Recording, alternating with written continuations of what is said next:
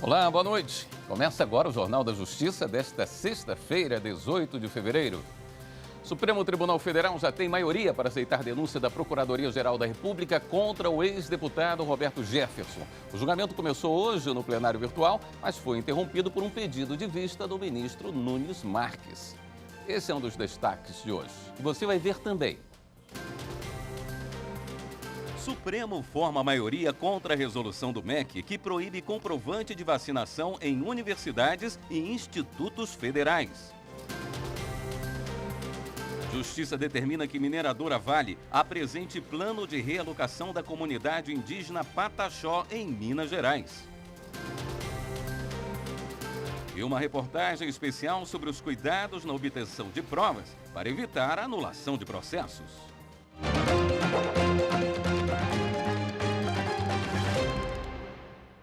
O Supremo Tribunal Federal já formou maioria para aceitar denúncia da Procuradoria-Geral da República contra o ex-deputado Roberto Jefferson.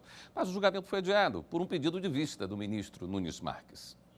A Procuradoria-Geral da República apresentou a denúncia no ano passado, depois de várias declarações do ex-deputado em publicações em redes sociais ou em entrevistas. Roberto Jefferson vai responder por crimes contra a segurança nacional ao incitar a população a invadir o Congresso durante a CPI da Covid, por calúnia ao afirmar que o presidente do Senado cometeu prevaricação a não dar prosseguimento com pedido de impeachment contra ministros do Supremo e por homofobia, ao dizer que a população LGBTQIA+, representaria a demolição moral da família, associando o grupo a drogados e traficantes. O ministro Alexandre de Moraes, relator do processo, aceitou a denúncia da PGR e votou para remeter a ação à Justiça Federal no Distrito Federal. No voto, ele destacou que a denúncia, de modo claro e objetivo, se ocupou de indicar a gravidade das manifestações do denunciado, consignando que os discursos por ele proferidos atentam fortemente contra o Estado democrático, possuindo brutal potencial lesivo às instituições democráticas, pois tiveram o intuito de tentar impedir o livre exercício do poder legislativo. Moraes também ressaltou que a conduta dolosa do denunciado, descrita pelo Ministério Público, consistiu em sua vontade livre e consciente de praticar através de palavras proferidas durante a entrevista e mediante postagem de vídeo em sua rede social, preconceito contra os integrantes do grupo LGBTQIA+, na medida em expor o seu equivocado pensamento de que eles são inferiores, nocivos e prejudiciais. Outros ministros acompanharam o relator formando maioria para o recebimento da denúncia contra o ex-deputado, mas o ministro Nunes Marques pediu vista do processo. Roberto Jefferson só se tornará réu depois de uma decisão do plenário. Por determinação do ministro Alexandre de Moraes, o ex-deputado foi preso em agosto do ano passado e agora em janeiro teve a prisão convertida em domiciliar. Ele foi detido no Rio de Janeiro acusado de participar de uma suposta milícia digital que realizou ataques às instituições democráticas. O Supremo também formou maioria em plenário virtual contra a resolução do Ministério da Educação que proibia a exigência de comprovantes de vacinação pelas universidades. Para os ministros, a medida contraria evidências científicas. A maioria do plenário seguiu o entendimento do relator, ministro Ricardo Lewandowski, para garantir a autonomia às universidades federais quanto à exigência do comprovante da vacinação contra a Covid-19 para alunos assistirem às aulas presenciais. A ação foi apresentada pelos partidos Comunista do Brasil e Partido Socialismo e Liberdade. Com a votação, fica mantida a decisão provisória do ministro Lewandowski, que suspendeu a resolução 2 dias depois de aprovada pelo Ministério da Educação. A resolução foi publicada em dezembro do ano passado e estabelecia que, no lugar da exigência do comprovante de vacinação, as universidades deveriam adotar os protocolos sanitários para evitar a transmissão da Covid. O relator entendeu que a medida é contrária às evidências científicas e desestimula a vacinação. Além disso, segundo o ministro Ricardo Lewandowski, a resolução viola os direitos constitucionais da educação ao retirar a autonomia das universidades e da saúde, ao contrariar a medida de enfrentamento à Covid-19. Em outro julgamento, também no plenário virtual, os ministros do STF formaram maioria para manter o chamado poder de requisição das defensorias públicas. Repórter Marta Ferreira tem as informações. Oi, Marta. Boa noite. Boa noite, William. Boa noite a todos. Esse dispositivo permite às defensorias públicas requisitar informações de outros órgãos públicos e obrigar que esses órgãos públicos repassem essas informações pedidas. Até agora, a maioria do plenário já se manifestou acompanhando o voto do relator, o ministro Alexandre de Moraes, que votou pela constitucionalidade do poder de requisição das defensorias públicas e que esse dispositivo seja mantido de forma ampla. A ministra Carmen Lúcia foi a única até agora a divergir. Lembrando que essa ação está para julgamento em sessão do plenário virtual, com prazo para encerrar na próxima sexta-feira. William. Obrigado, Marta. Outro caso que começou a ser julgado hoje no plenário virtual é o referendo da liminar que suspendeu dispositivos do decreto do governo que alterou a legislação de proteção a cavernas, grutas, lapas e abismos e permitiu a exploração, inclusive, das áreas em grau máximo de proteção. Em janeiro, ao conceder a liminar, o ministro Ricardo Lewandowski entendeu que a mudança pode causar danos irreversíveis a essas áreas. O julgamento vai até sexta-feira da semana que vem. O ministro Gilmar Mendes, do Supremo, reformou uma decisão do Tribunal de Justiça de São Paulo que impedia a progressão de pena de um condenado. O ministro Gilmar usou tese de repercussão geral. Em 2020, André dos Santos Aguiar foi condenado por tráfico de drogas a quase 7 anos de prisão na penitenciária de Itapetininga, em São Paulo. A defesa do réu entrou na justiça com um pedido de progressão para o regime semiaberto, alegando que o condenado já cumpriu 40% da pena. A Vara de Execuções Criminais de Itapetininga concedeu o benefício, mas o Ministério Público recorreu e o Tribunal de Justiça de São Paulo reformou a decisão da primeira instância, aumentando o percentual para 60%. A defesa de André entrou com habeas corpus aqui no Supremo Tribunal Federal. E o relator, ministro Gilmar Mendes, restabeleceu o que decidiu a Vara de Execuções Criminais. O relator escreveu: a decisão do Tribunal de Justiça de São Paulo afronta diretamente o plenário do STF, que, em repercussão geral, entendeu que a mudança feita pela Lei 13.964 de 2019 não autoriza a incidência do percentual de 60% aos condenados reincidentes para o fim de progressão de regime. Gilmar Mendes disse ainda: não é a primeira vez que o tribunal se comporta como um anarquista institucional e ignora as decisões da Suprema Corte. A tese de repercussão geral é aquela em que a decisão de um julgamento pelo Supremo vale para todos os casos semelhantes em tramitação no Judiciário. Veja a seguir, mineradora Vale vai ter que realocar comunidade indígena Pataxó, em Minas Gerais.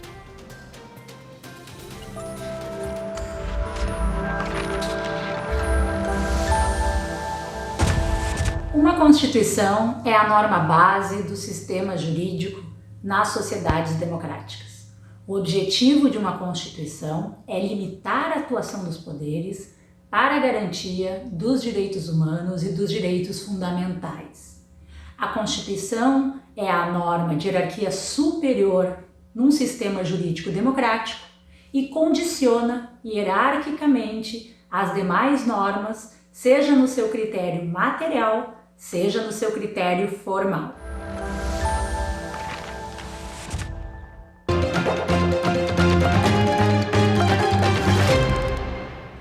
A Justiça determinou que a mineradora Vale apresente em 5 dias um plano de realocação dos índios Pataxó, em Minas Gerais. As comunidades sofreram impacto com o rompimento da barragem de Brumadinho em 2019 e agora, com as últimas chuvas. A comunidade indígena vive em São Joaquim de Bicas, região metropolitana de Belo Horizonte. Segundo o Ministério Público Federal e a Defensoria Pública da União, os pataxós sofrem com a poluição e outros impactos do rompimento da barragem de Brumadinho em 2019. A situação da comunidade se agravou no mês passado. A aldeia ficava a 1 quilômetro do leito do rio Paraopeba, que transbordou por causa de um temporal.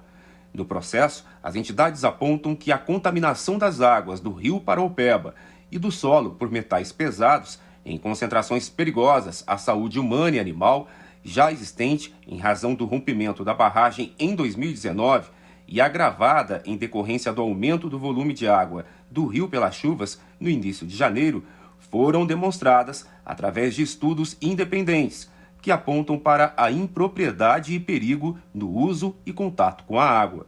Na ação, o Ministério Público e a Defensoria também reforçam que a comunidade indígena dependia das águas do rio Paraopeba para realizar rituais, pescas e atividades de lazer.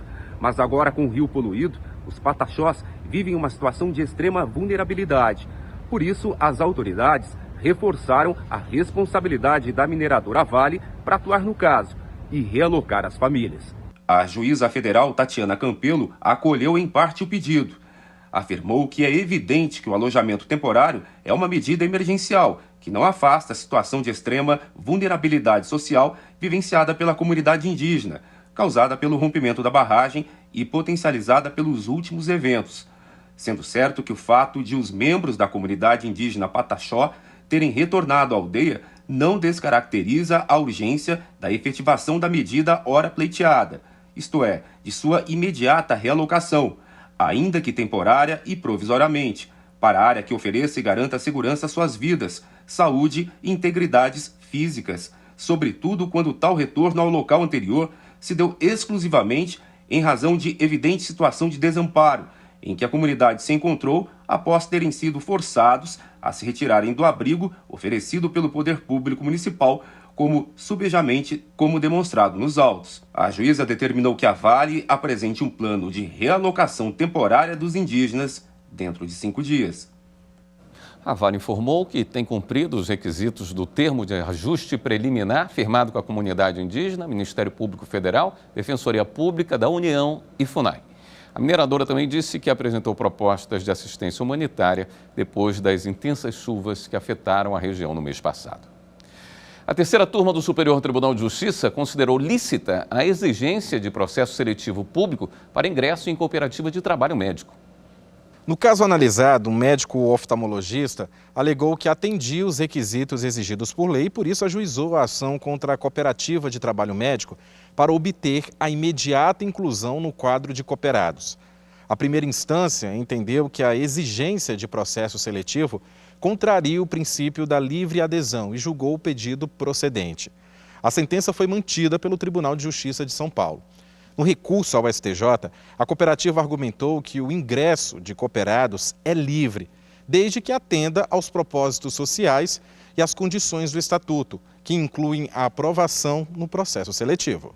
O relator, ministro Vilas Boas Cueva, afirmou que o princípio cooperativista da porta aberta ou de livre adesão não é absoluto, devendo a cooperativa de trabalho médico, que também é uma operadora de plano de saúde, velar pela qualidade de seu atendimento e pela situação financeira estrutural.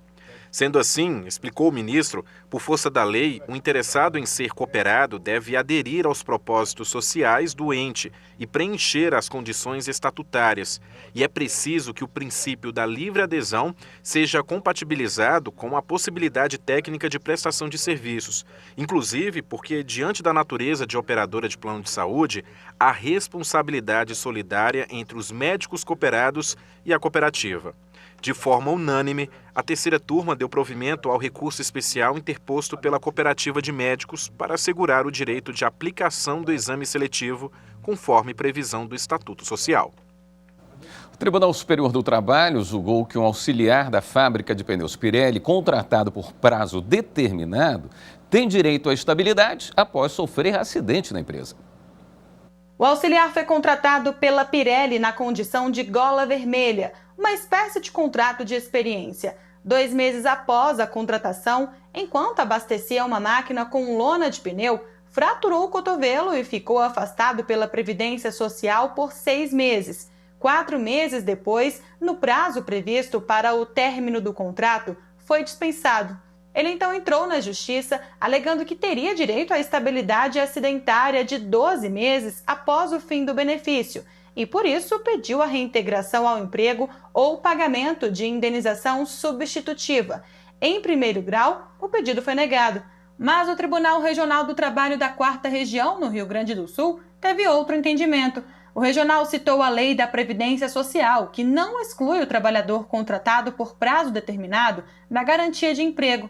A empresa, então, recorreu ao TST. O relator na quarta turma, ministro Caputo Bastos, explicou que a decisão do regional está de acordo com a súmula 378 do TST, que diz: o empregado submetido a contrato de trabalho por tempo determinado goza da garantia provisória de emprego decorrente de acidente de trabalho. Por unanimidade, ficou mantida a decisão do regional, que entendeu que o empregado tem direito à estabilidade acidentária. A primeira sessão do Superior Tribunal de Justiça decidiu que conflito de competência é incabível para questionar a extinção de ação de medicamentos por ausência da União.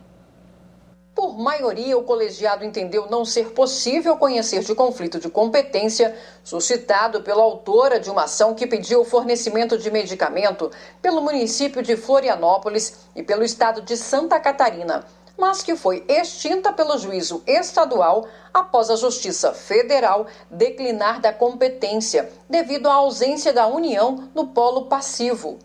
A ação de fornecimento de medicamento foi protocolada no Juizado Especial de Florianópolis, Santa Catarina, que declarou a incompetência por considerar necessário o ingresso da União no processo, com base no tema 793 do Supremo Tribunal Federal. Entretanto, a Justiça Federal também se declarou incompetente para julgar o caso. Com o retorno da ação, o juízo estadual extinguiu o processo sem resolução do mérito. Ao suscitar o conflito, a autora da ação alegou, entre outras coisas, que a Justiça de Santa Catarina vem reiteradamente extinguindo as ações cuja competência foi inicialmente declinada para a Justiça Federal. O relator do conflito, o ministro Sérgio Kukina, destacou que, nos termos da jurisprudência do STJ, a caracterização de conflito de competência, conforme fixado pelo artigo 66 do Código de Processo Civil, pressupõe a manifestação de 2 ou mais juízes que se declaram competentes ou incompetentes, ou ainda a existência de controvérsia entre eles sobre a reunião ou a separação de processo. No caso analisado, o ministro Sérgio Kukina apontou que o Juizado Especial Estadual, ao receber os autos do juiz federal, não se limitou a também registrar a sua incompetência, o que justificaria o conhecimento do conflito, mas, ao contrário, extinguiu a ação sem resolução do mérito. Essa sentença, para o relator, deve ser questionada não por meio de conflito de competência, mas por intermédio de recurso próprio, a ser decidido pela turma recursal estadual. Desta forma, a primeira sessão, por maioria, não conheceu do conflito. No próximo bloco, uma reportagem especial sobre os cuidados na obtenção de provas para evitar a anulação de processos.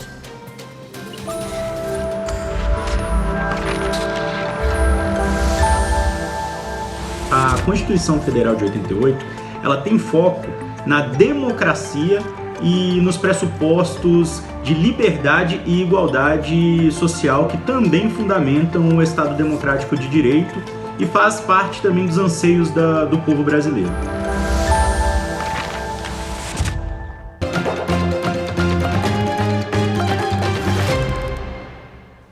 O Poder Judiciário tem sido frequentemente provocado a se pronunciar sobre a ilegalidade de provas obtidas em diligências policiais, sobretudo em casos envolvendo o ingresso de agentes em residências. Em julgamento de habeas corpus realizado pela 6ª turma do Superior Tribunal de Justiça, o colegiado manifestou o posicionamento de ser imprescindível que as polícias busquem se aparelhar como forma de provar a legalidade das evidências colhidas e evitar a anulação de processos. É o que você confere agora na reportagem especial de Jéssica Castro. Os altos índices de violência são uma das preocupações mais latentes da população brasileira. De acordo com o relatório de 2021 da Global Peace Index, o Brasil é um país considerado de baixo estado de paz. Para! Essa análise é feita com base em indicadores de criminalidade urbana e também de estabilidade política.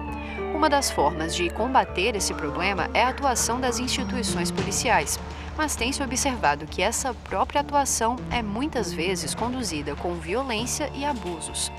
Por isso, as diligências policiais têm sido cada vez mais alvo de polêmicas. É uma situação que tem sido tolerada em nome de uma eficiência maior estatal, mas uma situação que implica a violação sistemática de direitos de pessoas suspeitas ou não de crimes por uma diligência policial que ainda que possa ser movida por boa-fé, e geralmente é, né?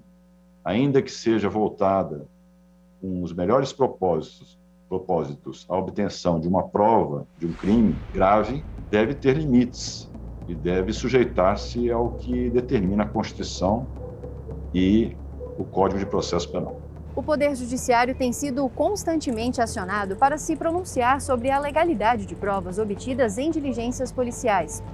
Quando colhidas sem observância ao devido processo legal, elas acabam sendo anuladas pela Justiça, muitas vezes em prejuízo da própria sociedade.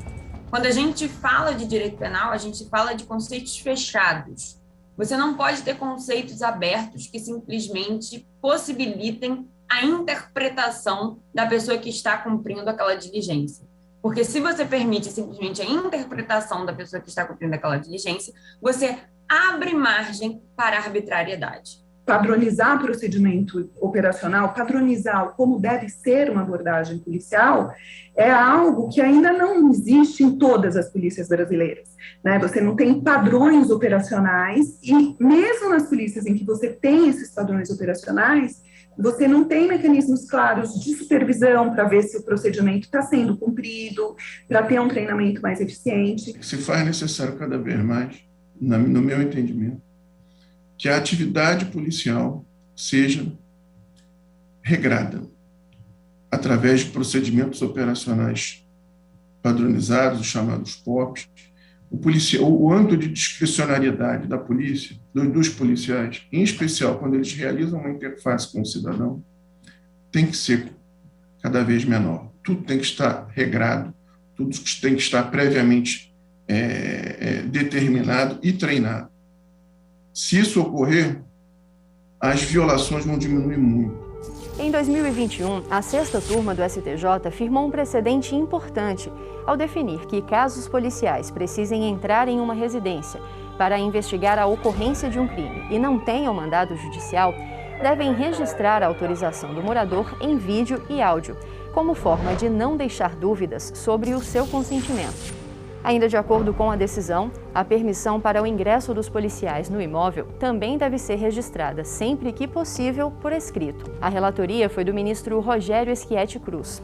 No julgamento, o colegiado fixou o prazo de 1 ano para o aparelhamento das polícias, o treinamento dos agentes e as demais providências necessárias para evitar futuras situações de ilicitude que possam, entre outros efeitos, resultar em responsabilização administrativa, civil e penal dos policiais, além da anulação de provas colhidas nas investigações. Tivemos a notícia, né, de que o Supremo Tribunal Federal, por decisão monocrática do ministro Alexandre de Moraes, deu provimento parcial ao recurso especial movido pelo Ministério Público do Estado de São Paulo para retirar do acórdão produzido no habeas corpus 598.051 do STJ, a parte que determinou às polícias, de uma forma geral, a aquisição de equipamentos de áudio e vídeo para serem anexadas aos uniformes dos policiais militares, né? Na verdade, nós precisamos deixar claro que não houve uma ordem judicial por parte do STJ para as polícias. Nós simplesmente dissemos que seria de fundamental importância que as polícias se aparelhassem desta maneira para evitar futuras alegações de nulidade. Nós não introduzimos um novo requisito de validade, um requisito formal para o ingresso no domicílio das pessoas em geral, suspeitas de cometerem crimes. Nós apenas dissemos, olha, seria importante que as polícias, ao realizarem essas operações, possam ter a garantia de que esta prova será válida. E a maneira de evitar que uma prova seja anulada é eliminar qualquer dúvida sobre eventual alegação de que houve coação, que houve algum tipo de abuso no cumprimento de uma diligência. O ministro Rogério Schietti Cruz lembrou ainda que o Brasil é um dos países que mais causam mortes de civis por ações policiais e que o STJ busca, por meio de suas decisões, sempre sinalizar tanto para a magistratura quanto para outras instituições e também para a sociedade em geral qual é a interpretação que considera mais correta, tanto para aquele caso concreto que está sendo julgado como para casos futuros. Uma decisão, por exemplo, em um habeas corpus, não diz respeito somente àquele caso.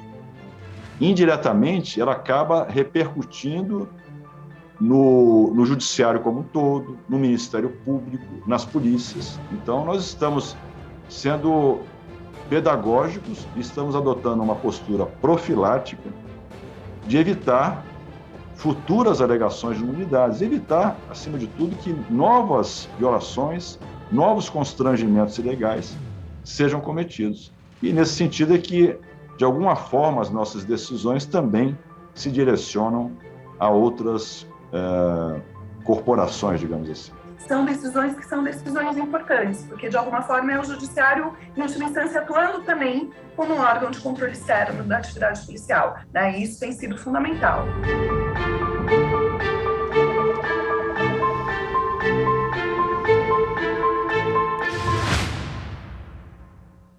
Esta edição do Jornal da Justiça fica por aqui. E antes de encerrar, um recado. A TV Justiça vai ficar fora do ar para manutenção elétrica das 8 horas da manhã deste sábado até às 6 da tarde de domingo. Para você, uma boa noite ou um ótimo fim de semana.